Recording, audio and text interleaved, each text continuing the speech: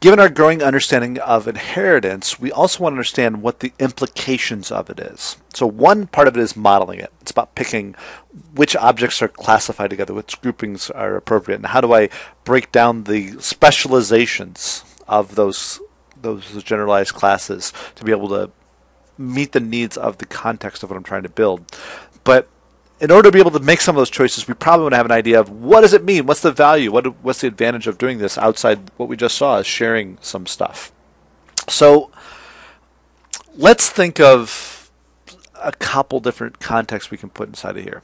So let's say you're going to put out a help wanted ad. When I do that, I have some generalized behavior that I know I want from somebody who I'm hiring for that position. We know the type of information they should have. We know the type of things they should do. But it doesn't mean that I need an exact perfect person for that. I mean, the whole idea of a one ad is to ask for a specific category of stuff, and you're actually not allowed to ask for other certain things. I can't say anymore, I want somebody who's not married. That's actually against the equal employment opportunity stuff that's out there. I'm not allowed to say I want somebody who's certain religion or certain race or certain gender or things like that. And so, not to be political on this, but the flip side to that of not getting too specific is to generalize. And so when I write a job description, like I was just talking about, I say I need a person who can code. I need a person who can design. I need a person who knows Java. I need a person who knows MySQL database. Things you'll learn going through this set of classes here.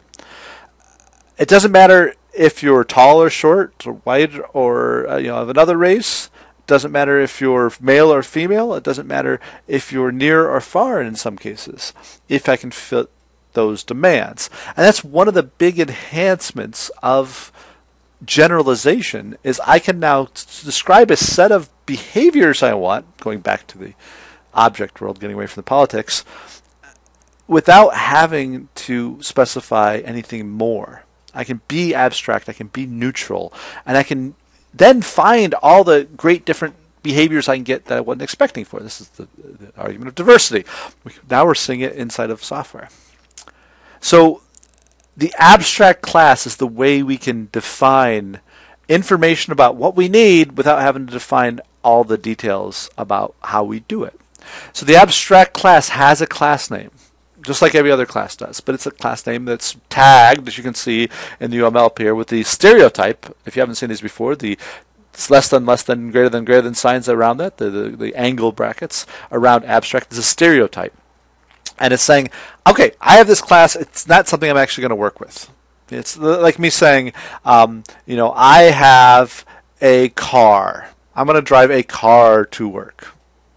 Well, there's no such thing as a car. You can go buy a Kia or a Honda or a General Motors or a Chevrolet, but you can't buy a car. You have to have something more specialized. But I can say I want a car. I can say I want a car that has certain gas mileage. I can say aspects of it. And that's kind of what we're doing here. We're starting off, we're defining certain attributes. This is the attributes that all cars have.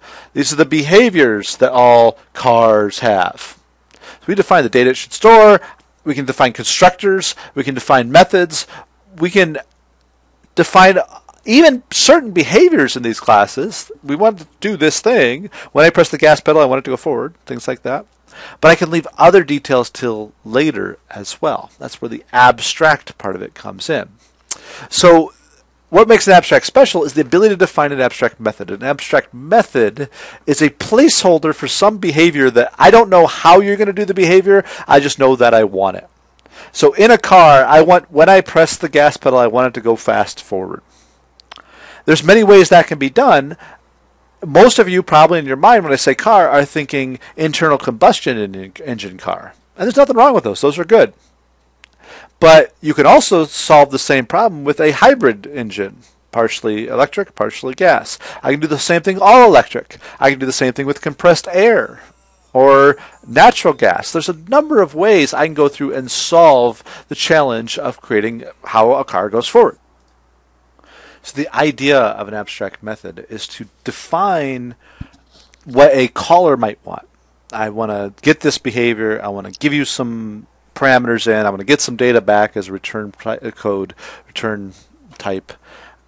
But I can figure out how that's going to get done later on. I don't need to define that up front. So in our hierarchy we looked at, the design of the hierarchy should start by utilizing this idea that up top I have abstractions, abstract classes, that's the yellow ones here, product, music, digital, are probably things that are better concepts than implementations. Again, this depends on context, but for the most part, the context we're talking about here, it makes a lot of sense. I have a product, I'm going to sell some stuff. I have some music. There's lots of types of music. What are you going to buy? Oh, I'm going to have digital music. Again, you could have analog music. You could be selling cassette tapes or vinyl in there as well. And then I have or concert tickets. I have different types of digital music, and that's where I get to the point of being able to specify something more. But up top, music might say, play the music. Digital might have something like, compress the music.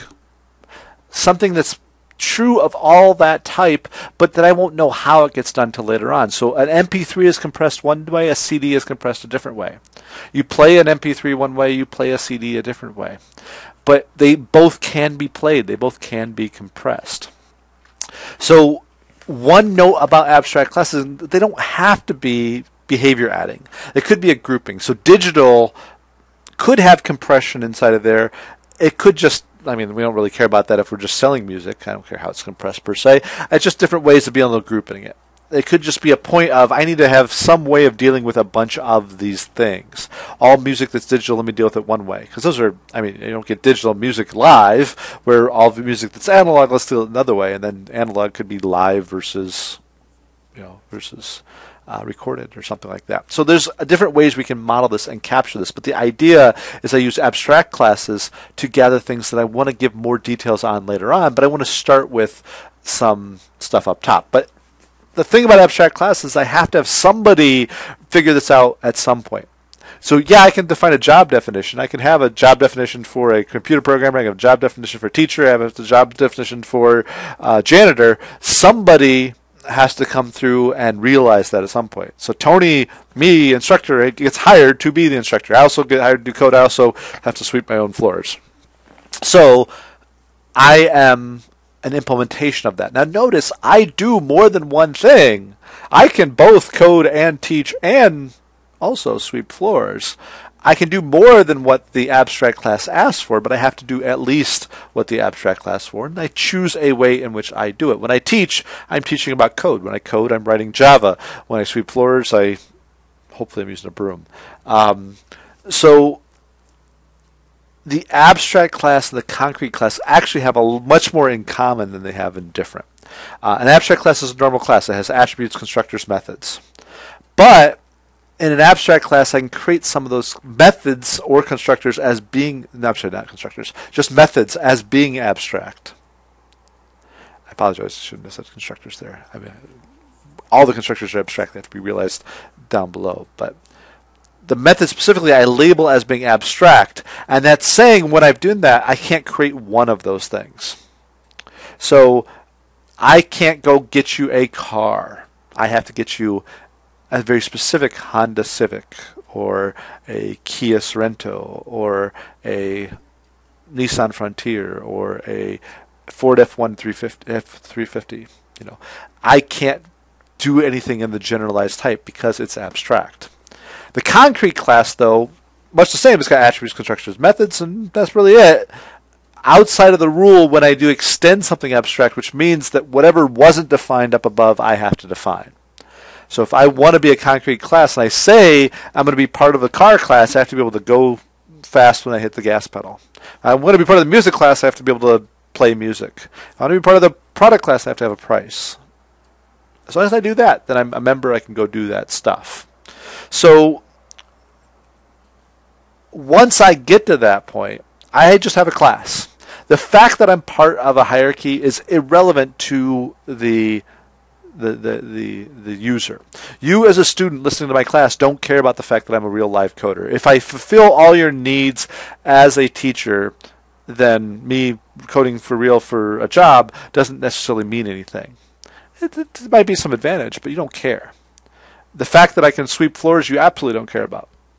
But you do care that I met that needs. But when you come to me to get information, you're not sitting there thinking, did you go meet the teacher certification? Yeah, you got that. You have that information just simply because you are looking at the interface that you've given me as a teacher. So the important thing about that, though, is you don't create me any differently, but when you create an instance of a class, it gets created from each of the pieces of all the classes that came before it. So when I create a box set, part of that box set's definition is product. Part of that box set's definition is music. Part of that box set's definition is digital, CD, and then the box set itself.